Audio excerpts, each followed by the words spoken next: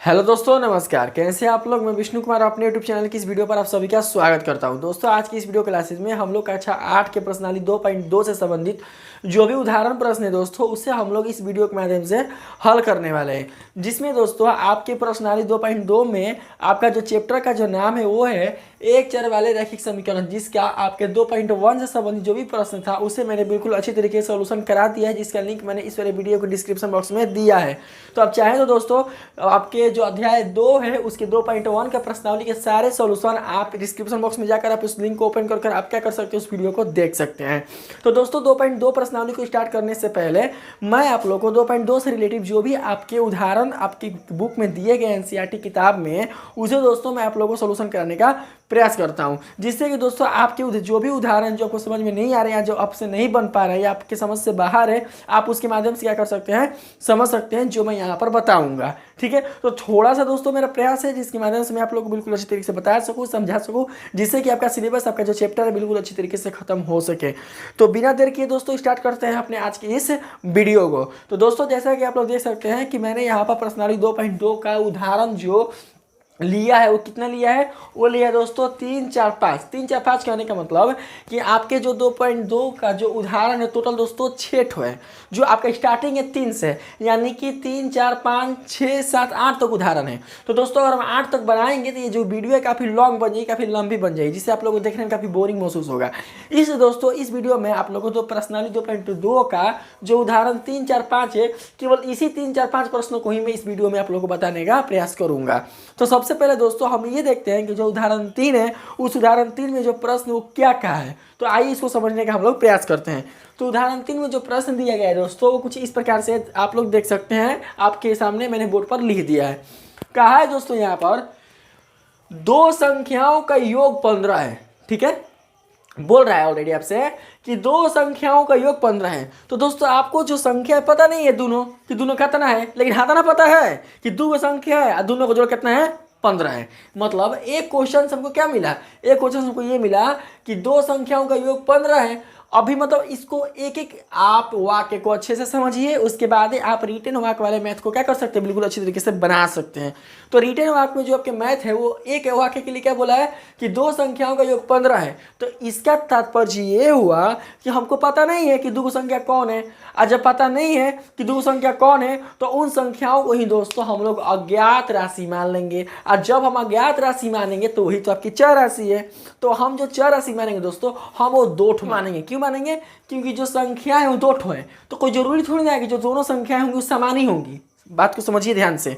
अगर आप एक चर मानिएगा, अगर आप एक चर मानिएगा तो एक चर कहने का मतलब कि जो एक्स का जितना मान आएगा, ठीक है, उतना ही आपके दूसरे एक्स के लिए भी आएगा, क्योंकि एक्स का मतलब हुआ जो एक्स के मान निकला ये भी एक्स के मान निकलेगा।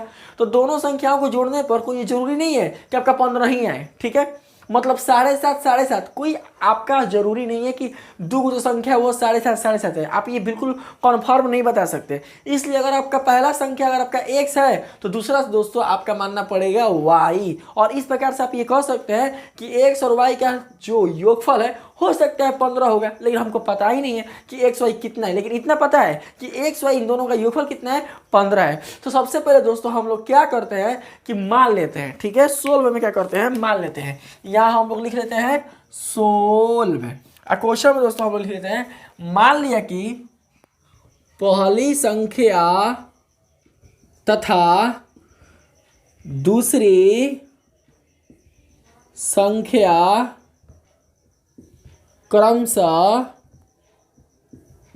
पहली संख्या तथा दूसरी संख्या, दो संख्या है ना, तो एक मान ली पहली संख्या, वो मान ली दूसरी संख्या, कौन कौन है क्रमशः। तो दोस्तों हम लोग लिख लेते हैं एक्स तथा, ठीक है, वाई है। अब चलते हैं आगे। मतलब आप ये इतना जान चुके हैं कि आपके दो संख्या का योग 15 है, तो आपने पहली संख्या दूसरी संख्या मान लिया कि पहली संख्या x है, दूसरी संख्या y है। हो सकता है इन दोनों का योग कितना होगा, आपका 15 होगा। अब आगे जो क्वेश्चन है उसको आप लोग पढ़ने का प्रयास कीजिए। बोला है कि यदि एक संख्या दूसरी संख्या से 5 अधिक है, बोला है यदि एक संख्या दूसरी संख्या से 5 अधिक है तो दोनों संख्या ज्ञात कीजिए।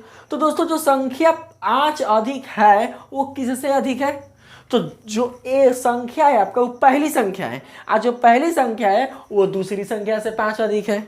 ठीक है। तो दोस्तों यहाँ पर आप लोग गौर कीजिएगा कि एक संख्या करने का मतलब पहली संख्या, अब पहली संख्या दूसरी संख्या से 5 अधिक है, मतलब पहली संख्या जो इक्वल है वो दूसरी संख्या से 5 अधिक के बराबर इक्वल है। ठीक है, तो उसको तो सब लिख सकते हैं, इसलिए पहली संख्या बराबर, तो पहली संख्या है दूसरी संख्या से 5 अधिक, तो लिख सकते हैं दोस्तों हम लोग ऐसे, दूसरी संख्या अब प्लस कितना 5।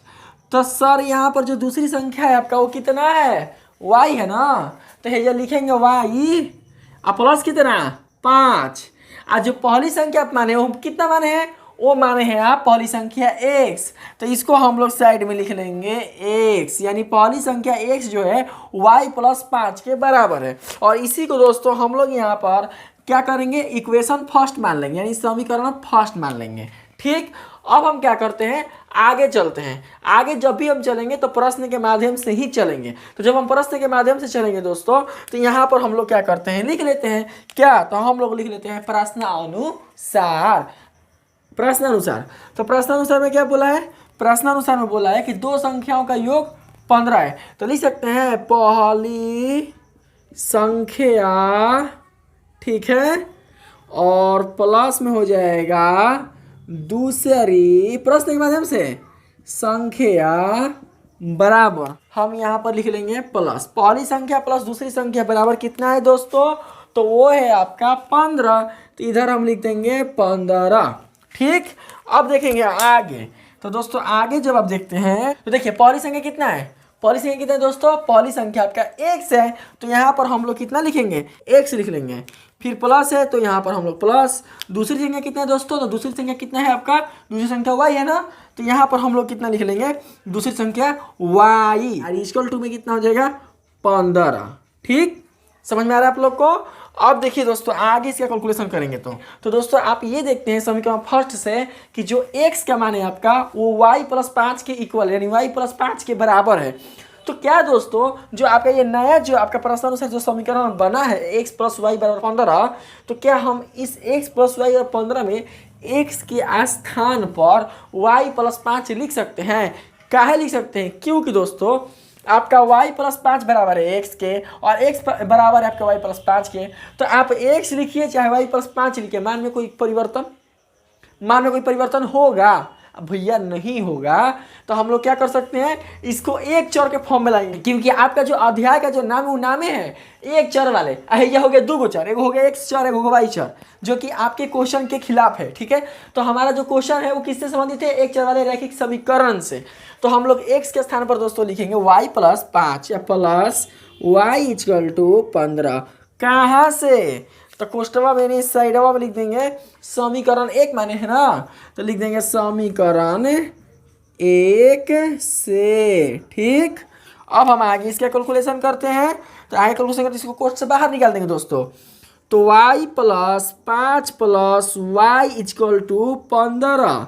ठीक है, फिर आप देखिए y और y को y 2y 2y होगा ना, तो यहाँ पर हम लिख लेंगे 2y प्लस 5 इक्वल टू 15। ठीक है, हाई आपका 84 है, हाई आपका 84 है, तो 84 को हम लोग क्या करेंगे, एलएचएस से किधर भेजेंगे, राइट हैंड साइड में, यानी आरएचएस की ओर, तो 2y इक्वल टू हो जाएगा 15 माइनस 5।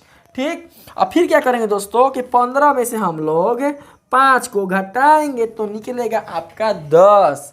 ठीक है, अब देखिए जो 2 है इधर जाएगा तो भागा में, तो हम डायरेक्टली क्या करते हैं दोस्तों, इसको कटा देते हैं, तो डायरेक्टली कटाइएगा तो 2 जो होगा आपके 10 से कितना बार में कटा, उसको कटा देगा 5 बार में, तो इसलिए आपका जो y का मान होगा दोस्तों कितना मिलेगा 5। इधर सगरो आप एरो का निशान दे दीजिए। ठीक है, इधर ऐसे एरो का निशान। अब देखिए अब यहाँ पर एक लाइनिंग खींच कर अब आगे बताते हैं, y को आपने क्या माना था, y को आपने दूसरी संख्या माना था, तो लिख सकते हैं दोस्तों इस प्रकार, दूसरी संख्या बराबर y बराबर कितना मान मिला है 5। ठीक है, मतलब दूसरे का जो संख्या उसके मान मिल गया 5, तो पहले का कितना है, पहले का देखिएगा, तथा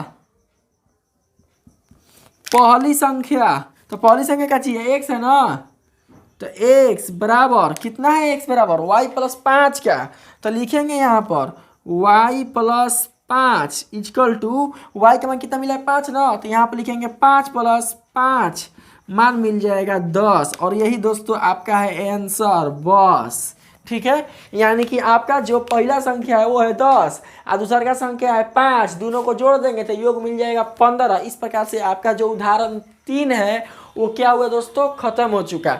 तो उम्मीद है कि आपका उदाहरण 3 बिल्कुल अच्छी तरीके से समझ में आई होगी। तो अब हम लोग दोस्तों क्या करते हैं, उदाहरण 4 को हल करने का प्रयास करते हैं। तब तक आप लोग इसको अपने कॉपी पर उतार लीजिए। ठीक है, तो दोस्तों अब हम लोग उदाहरण जो 4 है उसको हल करने का प्रयास करेंगे। तो इससे पहले मैंने उदाहरण 3 को हल करा दिया है, तो अब आप लोग उदाहरण 4 को समझने का प्रयास कीजिएगा। ठीक है, जो कि आपके इस वीडियो का सेकंड क्वेश्चन है। तो उदाहरण 4 में जो प्रश्न बोला है उसको पहले समझेंगे ध्यान से कि कहाँ का चीज़ है, और उसके बाद दोस्तों इसको हम लोग सोल्यूशन करने का प्रयास करेंगे। तो उदाहरण 4 का जो प्रश्न है वो क्या कहा है, देखिए बोला का चाहिए आपसे कि -8/3 के 2 गुणों से, ठीक है, -8/3 के दुगने से। तो -8/3 के दोगुने कहने का मतलब कि -8/3 का दुगुना, दुगुना मतलब 2 को हम -8/3 से गुना करेंगे। कैसे, ऐसे दोस्तों 2 गुणा -8/3, तो यही क्या हो गया -8/3 का दोगुना। तो दोगुना मतलब जब इसका गुणा करके जो मान मिलेगा, वो जो आपका मान मिलेगा वो -8/3 का दोगुना होगा। ठीक है, तो -8/3 के 2 गुणे से एक अधिक में क्या घटाएं कि 2/7 मिले। फिर से एक बार दोस्तों इसको रिपीट करके समझने प्रयास कीजिएगा। क्या है कि -8/3 के 2 गुणे से एक अधिक में क्या घटाएं कि 2/7 मिले। मतलब कि -8/3 के 2 गुणे के एक अधिक में जो घटाने वाली संख्या है वो हमको पता नहीं है, और जो संख्या है उसको घटाने पर कितना मिले, 2/7 मिले। तो जब दोस्तों हमको घटाने वाला संख्या पता ही नहीं है तो वो संख्या अज्ञात है, और जब संख्या अज्ञात है तो वही आपकी चर राशि है, और हम लोग क्या करते हैं कि चर राशि को ही मान लेते हैं। ठीक, तो दोस्तों ऐसे आप सिंपल रूप से मान सकते हैं, ऐसे लिख सकते हैं दोस्तों कि मान लिया कि -8/3 के दोगुने से एक अधिक में x घटाने पर या फिर y घटाने पर या फिर z घटाने पर, जो भी आपको समीकरण का नाम अच्छा लगे, ठीक, घटाने पर 2/7 मिलता है। और उसी को हम क्या करेंगे, इसमें से घटा देंगे, लेकिन पता नहीं वो संख्या कितना है। हम क्या करेंगे, उस संख्या को ढूंढेंगे चर राशि के माध्यम से। तो उसको दोस्तों आप लोग ऐसे लिखकर इस क्वेश्चन का सोल्यूशन करने का हम लोग प्रयास करेंगे।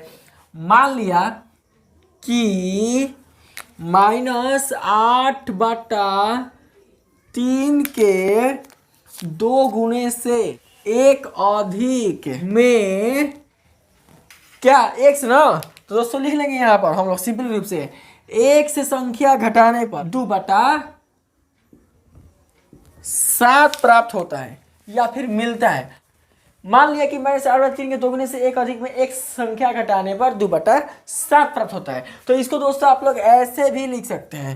कैसे, ऐसे देखिए, अर्थात मतलब इस कहने का जो तात्पर्य जो क्या है, सुनिएगा ध्यान से।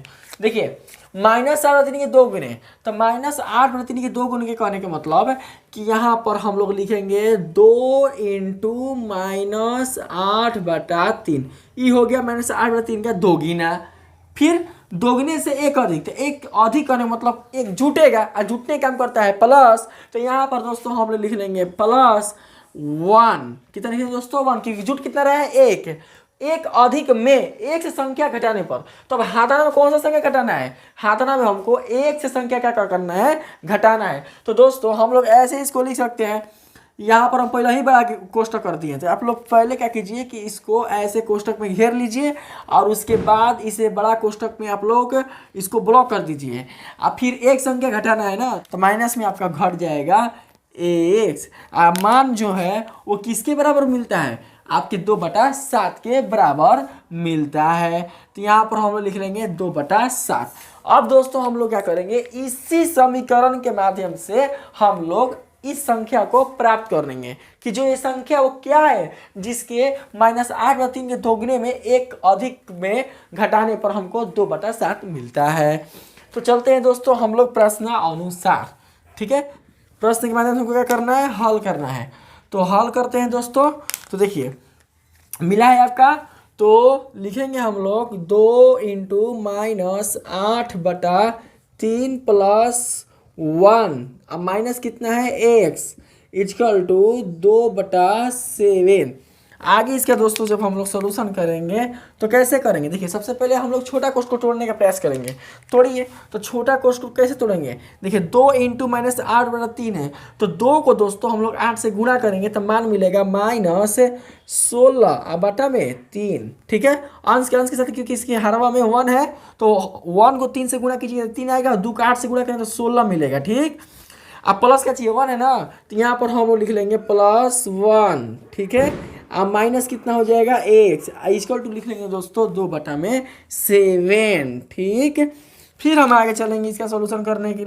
-16/3 +1 - x इक्वल टू 2/7। ठीक, अब एज आप लोग गड़बड़ कीजिएगा, हो सकता है बहुत सारे स्टूडेंट गड़बड़ ना करेंगे, लेकिन कुछ स्टूडेंट ऐसे हैं जो गड़बड़ कर देंगे। अब वो क्या करेंगे कि ये देखेंगे कि कोष्ठक के अंदर क्या है, प्लस चिन्ह है, कोष्ठक के बाहर क्या है, माइनस चिन्ह है, तो वो क्या करते हैं कि माइनस चिन्ह होने से कोष्ठक के चिन्ह को चेंज कर देते हैं। तो दोस्तों इसको चेंज करने से पहले आप सबसे पहले ये देखिए कि चेंज किया कब जाता है। तो ये दोस्तों जब चेंज किया इसलिए जाता है जब आपका कोई संख्या कोष्ठक के गुणा के रूप में होगा, यानी गुणन के रूप में होगा। तो दोस्तों यहाँ पर आपका जो -1 है इस कोष्ठ के साथ गुणा के रूप में है, बताइए है गुणा के रूप में, यहाँ पर घटावफल के रूप में है, मतलब हाथाना में से x को आप घटा रहे हैं। अगर यही -x जो होगा, अगर यहाँ पर आता ना -x, यहाँ पर -x, तो -x यहाँ पर गुणा छिपा हुआ है, तो गुणा हम क्या करेंगे, इससे गुणा करेंगे तो इसके अंदर का चिन्ह क्या होगा, चेंज हो जाएगा। लेकिन यहाँ पर गुणा के रूप में नहीं ना है, घटाव के रूप में है ना, तो इसलिए दोस्तों इसका बिल्कुल भी चिन्ह चेंज बिल्कुल भी नहीं होगा। इसलिए आप भूल कर भी जब इसको कोष्ठक से बाहर निकालिएगा तो इसके चिन्ह को बिल्कुल चेंज नहीं कीजिएगा, वरना सब कुछ आपको आते हुए भी आपका आंसर गलत आ जाएगा। ठीक है, अब हम क्या करेंगे, आगे इसका सोल्यूशन करने का प्रयास करते हैं। आप लोग इसको ऐसे कर सकते हैं दोस्तों, देखिए 3 को 1 से गुणा करेंगे ऐसे, तो -16 + 3 अब बटा में हो जाएगा 3, लसल ये है तो 3 1 लसल 3, तो -16 + 3/3, यहाँ पर हो जाएगा -x इक्वल टू 2/7। फिर अगर हम आगे इसका कैलकुलेशन करेंगे तो देखिए -16 + 3, तो 16 में क्या करना है, हमको 3 को घटाना है, क्यों, क्योंकि माइनस प्लस माइनस होता है, तो 16 में से 3 को हम घटाएंगे तो मान कितना मिलेगा, -13, क्योंकि 16 बड़ा है, तो लिखेंगे -13/3 -x इक्वल टू 2/7। तो देखिए आगे कैलकुलेशन करने के लिए क्या करेंगे, अचर को लाएंगे, अचर की तरफ चर को भेज देंगे एक चर की तरफ, तो यहाँ पर -13/3 ये +2/7 है ना, तो इस प्लस को इधर लेकर जाएंगे तो ये माइनस में होगा, तो इसको हम लोग लिखेंगे -2/7 इक्वल टू -x। आप जो देख रहे हैं ये उधर जाएगा तो अपना चिन्ह चेंज करके प्लस हो जाएगा, तो यहाँ पर दोस्तों इसका मान आ जाएगा +x के रूप में। इधर तो नीचे जाएंगे तो आपको दिखेगा नहीं, इधर बना देते हैं। ठीक है, आगे क्या करते हैं, हम इसका लसन निकालते हैं सिंपली रूप से, मतलब इस चीज़ को हम ऐसे भी लिख सकते हैं, कोई प्रॉब्लम नहीं होगा। x बराबर 3 और 7 का लसा कितना होता है, तो 3 और 7 का लसा होता है दोस्तों 21, तो लिख देंगे 21। 21 को क्या करेंगे, 3 से कटाएंगे तो 3 7 21, और 7 को दोस्तों क्या करेंगे हम 13 से गुणा करेंगे, तो 13 7 91, तो यहाँ पर मान आ जाएगा -91। ठीक, फिर अगला क्या है, माइनस चिन्ह है ना, तो यहाँ पर हम लोग लिख लेंगे माइनस। फिर क्या करेंगे कि 21 को 7 से कटाएंगे तो कितना बार कटेगा, 3 बार में, और 3 को दोस्तों हम लोग 2 से गुणा करेंगे तो मान मिल जाएगा 2 3 6। अब इसके आगे कैलकुलेशन करेंगे तो x बराबर देखिएगा माइनस माइनस होता है प्लस, और 91 6 होता है 97, और चिन्ह है 91 का बड़ा तो लिखेंगे माइनस का चिन्ह, तो हो जाएगा 97। अब बटा 21 देखिए, और कटता है तो कटा दीजिए, 9 और 7 हो जाएगा 9 1 10 और 16, यानी कि 16 है नीचे 21 है, नहीं कटेगा। ठीक है, मतलब 3 से कटाना चाहिए तो बिल्कुल भी कट नहीं सकता, तो यही आपका आंसर आ गया है। ठीक है ना, क्या, तो -97 बटा में 21, मतलब कि जब आप -8/3 के दोगुने के +1 अधिक में अगर -97/21 को घटा देते हैं तो आपका संख्या जो है 2/7 प्राप्त हो जाता है। तो दोस्तों आपका जो ये उदाहरण 4 है वो भी आपका समाप्त हुआ। अब हम लोग चलते हैं इस वीडियो का जो लास्ट उदाहरण है 5 उस पर। ठीक है, तो तब तक आप इसको बिल्कुल अच्छी तरीके से उतार लीजिएगा। अब दोस्तों हम लोग जो उदाहरण 5 है उसको समझने का प्रयास करेंगे, जो इस वीडियो का लास्ट उदाहरण है। ठीक है, तो ये इस उदाहरण में जो कहा है इसको दोस्तों हम लोग समझते हैं प्रश्न के माध्यम से कि प्रश्न में क्या कहा है।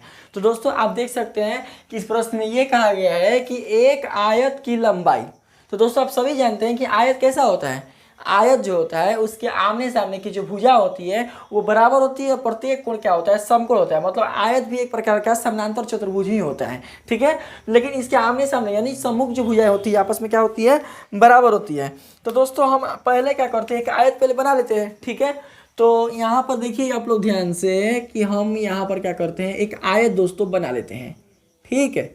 ध्यान से देखिएगा, क्योंकि इसकी चारों भुजा आपस में बराबर नहीं हो सकती, इनकी केवल सम्मुख भुजा। सम्मुख भुजा मतलब आमने सामने, आमने सामने यानी अगर हम इसका नामकरण करेंगे ए बी सी डी से, तो ए बी भुजा होगा डी सी के बराबर, ए बी भुजा किसके बराबर होगा, डी सी के, ए डी भुजा होगा बी सी के बराबर, ठीक है। तो अब हम समझेंगे, हमने यहाँ पर आयत बना लिया, अब देख रहे क्या बक रहा है उसको समझने का प्रयास करते हैं। आयत की लंबाई और चौड़ाई, तो दोस्तों लंबाई आप लोग मान सकते हैं। देखिए लंबाई कौन है यहाँ पर, देखिए लंबाई हम इसको बोलेंगे लंबाई ए बी को, और जब ए बी की लंबाई जितना होगा उतना आपका सी डी भी होगा। क्यों, क्योंकि ए बी बराबर है सी डी के, और चौड़ाई इसको बोलेंगे ए डी को, क्योंकि जितना चौड़ा आपका ए डी होगा उतना ही चौड़ा आपका बी सी भी होगा। तो अब देखते हैं कि लंबाई और चौड़ाई के बारे में ये क्या कहा है। तो एक आयत की लंबाई और चौड़ाई का अनुपात 3:2 है। कितना है दोस्तों, 3:2 है। इसके कहने का मतलब समझ रहे हैं आप लोग, इसके कहने का मतलब ये है कि जितना आपका आयत की लंबाई है और जितना आपका आयत की चौड़ाई है, इन दोनों को जब कटाया गया, अनुपात मतलब होता है भागफल, जैसे मान चलते हैं x अनुपात y लिखना होगा, तो x अनुपात y कहने का मतलब x अनुपात y कहने का मतलब होता है x बटा वाई, x बटा वाई का मतलब होता है x अनुपात y, मतलब वही हुआ। उसी प्रकार से 3:2 को भी क्या कर सकते हैं, हम लोग लिख सकते हैं 3:2 बराबर 3 अब बटा में कहता ना 2, मतलब आपका कुछ ना कुछ इस आपके आयत की लंबाई होगी और कुछ ना कुछ इसके आपके आयत की चौड़ाई होगी, और दोनों कटा के इनका अनुपात निकला है 3:2। तो इनके जो लंबाई और चौड़ाई का जो अनुपात है वो कितना है, 3:2 है। और उसकी परिमिति 30 मीटर है। परिमिति मतलब समझ रहे हैं, परिमिति का मतलब जितना उसका परिमाप यानी परिधि है, मतलब जितना क्षेत्रफल है, तो कहाँ से कहाँ तक है। देखिए ए से लेकर बी तक, बी से लेकर सी तक, सी से लेकर डी तक और डी से लेकर ए तक। मतलब इसको दोस्तों हम लोग क्या बोलेंगे, ए बिंदु से बी बिंदु पर, बी बिंदु से सी बिंदु पर, सी बिंदु से डी बिंदु पर, डी बिंदु से फिर ए बिंदु पर, मतलब इतना क्षेत्र में वो फैला हुआ है, ए से लेकर डी तक फैला हुआ है। इसी को दोस्तों हम लोग बोलते हैं परिमिति। इसको परिधि भी बोलते हैं या फिर परिसीमा भी बोलते हैं। मतलब परि का मतलब कहाँ तक किसकी सीमाएं हैं, ठीक है। तो इसकी जो परिसीमा है, जो परिमिति वो कितना है आपका 30 मीटर, ठीक है। तो उसकी लंबाई और चौड़ाई ज्ञात करना है। मतलब आयत का जो लंबाई है दोस्तों हमें पता नहीं है, लेकिन इतना पता है क्या है, तो क्या लंबाई और चौड़ाई का जो अनुपात है वो 3:2 है। लेकिन कतना का 3:2 है, मतलब पता नहीं है, मतलब लंबाई क्या कतना, चौड़ाई क्या कतना। तो इसके बारे में हमको क्या करना है दोस्तों, इस क्वेश्चन के माध्यम से हमको बताना है। तो सिंपली दोस्तों हम लोग क्या करते हैं कि जो आपके सामने मैंने आयत बनाया है, इसके लंबाई को हम कुछ ना कुछ मान लेते हैं और इसकी चौड़ाई को भी कुछ ना कुछ मान लेते हैं। तो यहाँ पर दोस्तों हम लोग क्या करते हैं कि इसकी जो लंबाई है उसको हम लोग क्या करते हैं, मान लेते हैं 3x। बताते हैं क्यों 3x, बताते हैं आप लोग को।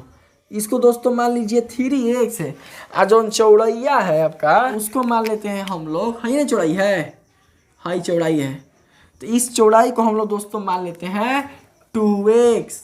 तो 3x अगर अब ए बी होगा तो आपका सी डी भी कितना हो जाएगा 3x, अगर बी सी आपका 2x होगा तो आपका ए डी भी कितना हो जाएगा 2x, क्योंकि आमने से भुजा बराबर है। और टोटल इसका परिमाप जन्म करते हैं कितना है 30 मीटर। तो दोस्तों अब यहाँ पर प्रश्न ये उठता है कि आपने यहाँ पर अपने मन से 3x कैसे मान लिया। तो दोस्तों हमने यहाँ पर 3x इसलिए माना है क्योंकि ये बोला है कि इसके लंबाई और चौड़ाई का अनुपात कितना है 3:2 है। तो दोस्तों हम यहाँ पर जब हम 3:2 लिखेंगे, मतलब 3/2 लिखेंगे, तो कोई ना कोई संख्या से यहाँ पर गुणा हुआ होगा। मतलब इन दोनों में कोई ना कोई संख्या उभयनिष्ठ होंगी जो कट कर 3/2 आ रही है। तो मान के चलते हैं दोस्तों कि आपके 3:2 में जो गुणन वाली उभयनिष्ठ संख्या है वो आपका कौन है, x है। देखिए x है, यानी 3 को हम 1 से गुणा करेंगे और 2 को हम 1 से गुणा करेंगे, तो आपका 3x और 2x, ये जो आपका 3x देख रहे हैं ना, 3x है आप बटा में 2x, समझने का प्रयास कीजिएगा थोड़ा सा। जो 3 को 1 से गुणा किए हैं तो जो 3x है ना आपका 3x, ये आपका आयत का लंबाई निकल गया, और जो 2x देख रहे हैं ना यहाँ पे वही आपका आयत का चौड़ाई निकल गया। और फिर हम जब इसी x और x को कटा देंगे तो फिर अपने 3:2 के रूप में आ गया, जो भी आपका क्वेश्चन में दोस्तों कहा है कि इसके आयत का लंबाई कितना है, लंबाई और चौड़ाई का अनुपात 3:2 है। तो हमको x से बहुत पता करना है कि x का जो मान है वो कितना है। तो इसीलिए दोस्तों हम लोग क्या किए कि हम लोग इसको मान लेते हैं कि आयत की लंबाई 3x है और चौड़ाई इसका 2x है। क्यों? क्योंकि जब हम x को 3 से गुणा करेंगे तो लंबाइया मिलेगा 3x और x को 2 से गुणा करेंगे तो चौड़ाइया मिलेगा 2x। तो मानने में कोई प्रॉब्लम, अगर आप लोग की अनुमति हो तो क्या मान लें? तो हम लोग क्या कर सकते हैं, यहाँ पर मान लेते हैं। मान लिया कि आयत की लंबाई और चौड़ाई क्रमशः 3x तथा 2x है। क्यों है हम बता चुके हैं, ठीक ना, क्यों है 2x है। अब इसको मानिए थोड़ी ना, परिमिति 30 मीटर तो आपके बुके में दिया गया है, इसलिए इसको मानना ना बिल्कुल भी नहीं है, बस यहीं पर हम लोग खड़ी पे डाल देते हैं। माना गया आयत की लंबाई कितना है 3x और चौड़ाई कितना है 2x। साथ ही लिखेंगे आयत की परिमिति बराबर कितना हो जाएगा 30 मीटर ना, 30 मीटर। कहाँ से? तो यहाँ पर साइड में हम लोग लिख देंगे दिया है, ठीक है, दिया है। परिमिति देवे किया है और लंबाई चौड़ाई आपका क्या हो चुका, निकल ही चुका। तो यहाँ पर दोस्तों हम लोग क्या करेंगे, एक थोड़ा सा हम लोग एक्सटेंजर लिख लेते हैं, ठीक है, थोड़ा सा हम लोग नोट बना लेते हैं। ऐसे लिखेंगे दोस्तों कि चूंकि हम जानते हैं कि दुगना होता है, चूंकि हम जानते हैं कि आयत का परिमाप उसके लंबाई और चौड़ाई के योगफल का दुगना होता है, तो सिंपली दोस्तों हम लोग क्या करेंगे, यहाँ पर लिख लेंगे आयत के गुणानुसार आयत की परिमिति बराबर, आप लोगों को पता होगा कितना होता है आयत की परिमिति। आयत की परिमिति होता है 2 इंटू लंबाई प्लस चौड़ाई। दोस्तों आपका जो आयत की परिमिति वो कितना दिया गया है, आयत की परिमिति 30 मीटर ना, तो हम लोग आयत की परिमिति पर 30 मीटर को रखेंगे तो मान हमारा कितना मिलेगा 30 मीटर और 2 इंटू लंबाई कितना माने हैं आप, लंबाई देखिए 3x माने हैं ना, तो यहाँ पर हम लोग लिखेंगे 3x और प्लस में जो चौड़ाई है आपका वो कितना है, वो है आपका 2x। अब देखते हैं आगे कैलकुलेशन इसका करते हैं, समझिएगा ध्यान से। 30 मीटर है तो यहाँ पर हम लोग 30 मीटर ही लिख देते हैं। सबसे पहले हम लोग कोष्ठक की क्रिया करेंगे तो क्या होगा दोस्तों 3x प्लस 2x कितना हो जाएगा 3 2 5x। यहाँ पर एक चीज़ हमको छूट रहा है, आप लोग बाबू यहाँ पर देखिएगा ध्यान से कि हम लोग लंबाई चौड़ाई को मीटर मापते हैं, ठीक। तो जब हम यहाँ पर आयत की लंबाई को 3x माने हैं तो इसका कोई ना कोई हमको राशि देना होगा, क्योंकि 3x परिमाण है और राशि देवे नहीं की है, मात्रक देवे नहीं की है, तो इसका जो मात्रक होता है वो मीटर होता है ना। तो आप लोग क्या कीजिएगा कि यहाँ पर मीटर डाल लीजिएगा, ठीक है, ध्यान से, हमसे थोड़ा सा मिस्टेक से छूट गया है मीटर, और यहाँ पर भी डाल लीजिएगा मीटर। 3x मीटर तथा 2x मीटर है, तो जब ये भी मीटर हो गया और ये भी मीटर हो गया और लंबाई प्लस चौड़ाई को हम लोग किस में मापते हैं, मीटर मापते हैं, और आपका माप दिया है 3x प्लस 2x, तो मीटर को हम लोग यहाँ पर कॉमन ले लेंगे, ऐसे कॉमन, मतलब मीटर को 3x से गुणा करेंगे तो आएगा 3x मीटर और मीटर को 2x से गुणा करेंगे तो आएगा 2x मीटर, तो इसको कॉमन रख देंगे, ठीक है। तो यहाँ पर आप लोग क्या कीजिएगा कि देखिए हाइयो मीटर है और हाइयो मीटर है, ये भी गुणनफल में है और ये भी 30 के साथ गुणनफल में है, तो सिंपली रूप से यहीं पर भी कटा सकते हैं, और नहीं तो आप आगे भी लेके जा सकते हैं, तो यही कटा दीजिए दोस्तों। 30 मीटर है ना, तो मीटर से मीटर खत्म हो गया, ठीक। और यहाँ खाली बच जाएगा आपका 30। अब आगे कैलकुलेशन करेंगे तो होगा 2 इंटू 5x, 5 को 2 से गुणा करेंगे तो कितना मान मिलेगा 30 इक्वल टू हो जाएगा आपका 10x। अब फिर हम गुणा में जो 10 है उसको इधर लेकर जाएंगे तो क्या हो जाएगा दोस्तों 30/10 x, 0 से 0 खत्म हो गया, 3/1 कहने का मतलब ये हुआ दोस्तों कि इसलिए x बराबर 3, ठीक। अब हम लोग यहाँ पर लिखते हैं इस प्रकार आयत की लंबाई कितना माने हैं 3x मीटर, तो यहाँ पर हम लोग लिख देंगे 3x मीटर इक्वल टू हो जाएगा कितना 3 गुना x के मान कितना मिला है 3, यहाँ आप लिख देंगे मीटर, तो मान कितना मिल जाएगा तितरी के 9 मीटर, ठीक है, तितरी के 9 मीटर।